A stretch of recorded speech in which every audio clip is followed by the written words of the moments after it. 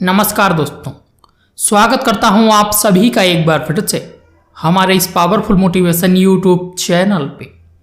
दोस्तों, आज के इस वीडियो में हम आपको चाणक्य नीति के अनुसार बताएंगे कि सोते समय पत्नी चुपके से कौन सा पति का एक अंग दबाए तो वो घर हो जाता है मालामाल। ऐसे घरों पर धन की वर्षा होती है। तो दोस्तों, आइए जानते हैं ऐसा कौन सा अंग है जिसको दबाने से सोई हुई किस्मत जाग जाती है। दोस्तों, सभी के पास एक शरीर है, दो नहीं, लेकिन उस एक शरीर में दो दो चीजें हैं, जैसे दो हाथ, दो पैर, दो आंख, नाक के दो छिद्र, दो किडनी, एक दिमाग के दो हिस्से आदि। हालांकि हम यह भी कहना चाहते हैं कि आपके पास और भी कुछ दो होता है, जैसे पहला सोना और दूसरा जागना। इस सोने और जागने के बीच दो बातें घटित होती हैं। पहला स्वप्न देखना और दूसरा सुषुप्ति अर्थात गहरी नींद में सो जाना। आप जीवन में क्या करते हैं? खाना पीना, सूंघना, देखना, बोलना, सोचना, भाव करना, बोध करना, हंसना, रोना, स्वप्न देखना, गहरी नींद में सोना, चलना, दौड़ना, हाथों से कोई कार्य करना, संभोग करना और चुप रहना। बस यही 17 या 18 काम ही करते हैं, लेकिन इन्हें अच्छे से मैनेज नहीं कर पाते। लेकिन यदि आपने सिर्फ सोने को ही अच्छे से मैनेज कर लिया तो आपने आधा कार्य कर लिया, क्योंकि हम कम से कम 6 से 7 घंटे सोते हैं। तो यह जानना जरूरी है कि सोने से पहले क्या करना चाहिए, क्यों इसी पर हमारा भविष्य टिका हुआ होता है। दोस्तों, जिस बिस्तर पर हम 6 से 7 घंटे रहते हैं, यदि वह हमारी मनमर्जी का है तो शरीर के सारे संताप मिट जाते हैं, दिन भर की थकान उतर जाएगी। अतः बिस्तर सुंदर, मुलायम और आरामदायक तो होना ही चाहिए, साथ ही वह मजबूत भी होना चाहिए। चादर और तकिए का रंग भी ऐसा होना चाहिए जो हमारी आंखों और मन को सुकून दे। दोस्तों, सोने से पूर्व प्रतिदिन कपूर जलाकर सोएं तो आपको बेहद अच्छी नींद आएगी और साथ ही हर तरह का तनाव खत्म हो जाएगा। कपूर के और भी कई लाभ होते हैं। सोने से पूर्व आप बिस्तर पर वे बातें सोचें जो आप जीवन में चाहते हैं।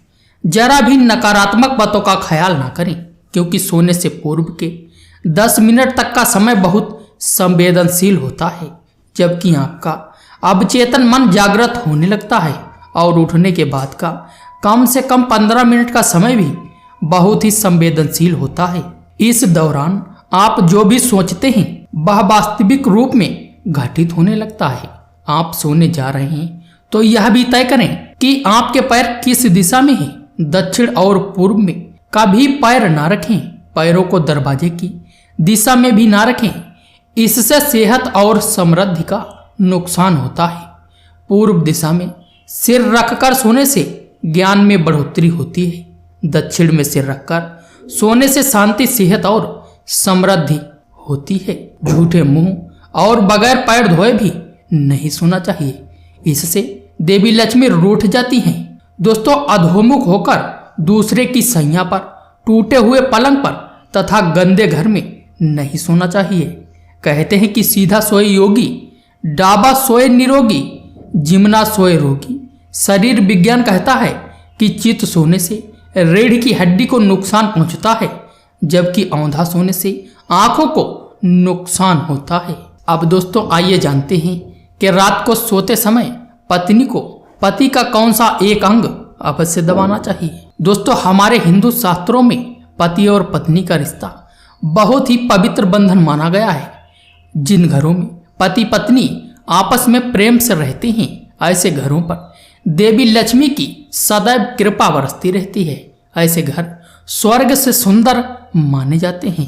इसीलिए दोस्तों, हमारे हिंदू शास्त्रों के अनुसार जो पत्नी रात को सोते समय अपने पति के चरणों को दबाती है तो उस समय धन का एक ऐसा संयोग बनता है जो दोनों की किस्मत चमका देता है।